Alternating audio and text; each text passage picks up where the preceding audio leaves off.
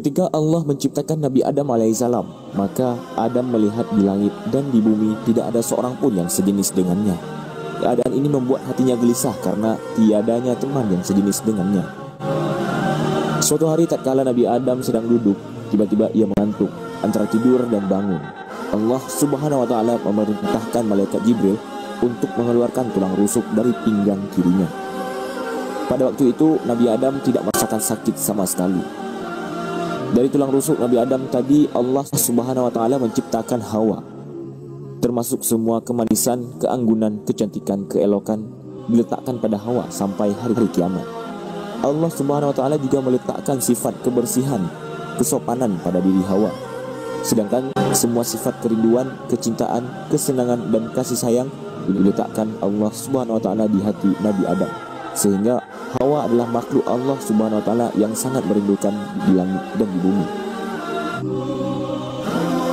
Kemudian Allah Subhanahu wa taala menciptakan pakaian pada Hawa dengan 70 perhiasan dari aneka macam perhiasan surga, memberinya mahkota dan mendudukkannya di atas kursi yang terbuat dari emas. Ketika Nabi Adam bangun dari tidurnya, Allah Subhanahu wa taala memperlihatkan Hawa kepada Nabi Adam. Maka Nabi Adam bertanya kepada Hawa, "Siapa engkau ini? Dan untuk siapa engkau diciptakan?" tanya Adam. Hawa menjawab, "Aku diciptakan untukmu." "Kalau begitu, kemarilah engkau," pinta Adam. "Engkau sajalah yang kemari," kata Hawa. Akhirnya Nabi Adam berdiri menuju ke tempat Hawa. Dari kejadian itu, akhirnya berlakulah adat kebiasaan dengan perginya seorang lelaki menuju ke tempat seorang wanita. Lelaki yang mengejar perempuan atau lelaki yang mendatangi pihak perempuan. Setelah Nabi Adam dengan Hawa dan hendak memegang tubuhnya, tiba-tiba Nabi Adam mendengar seruan, "Wahai Adam, tahanlah dulu. Sesungguhnya pergaulanmu dengan Hawa masih belum halal kecuali dengan sedekah dan pernikahan." Kemudian Allah Subhanahu wa taala memerintahkan untuk menghias surga serta mempercantik Hawa. Termasuk beraneka hidangan surga juga dipersiapkan. Selanjutnya Allah Subhanahu wa taala memerintahkan malaikat yang ada di langit untuk berkumpul di bawah pohon tuba. Para malaikat yang sudah berkumpul di bawah pohon tuba memuji kepada Allah Subhanahu wa taala secara terus-menerus dengan sendirinya. Lalu Allah Subhanahu wa taala menikahkan Hawa dengan Adam. Allah Subhanahu wa taala berfirman, "Segala puji itu untuk memujaku. Kebesaran itu kainku, keanggunan itu selendangku, dan makhluk seluruhnya adalah hamba aku."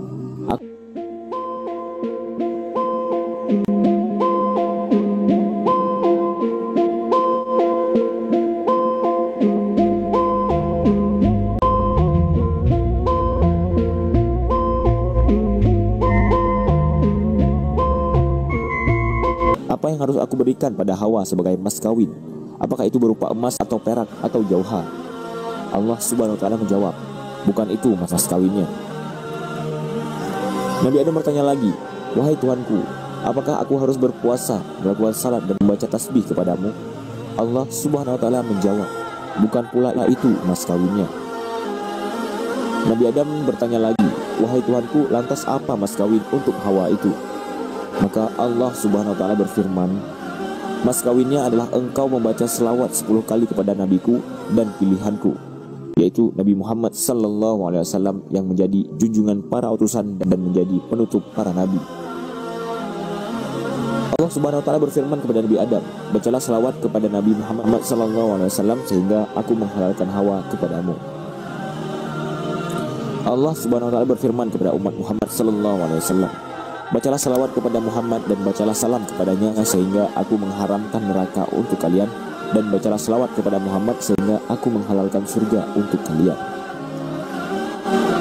Ibnu Jauzi meriwayatkan dalam kitab Salwatul Ahzan, sesungguhnya Nabi Adam ketika ingin mendekat kepada Hawa, lantas Hawa minta kepadanya agar diberi mas kawin.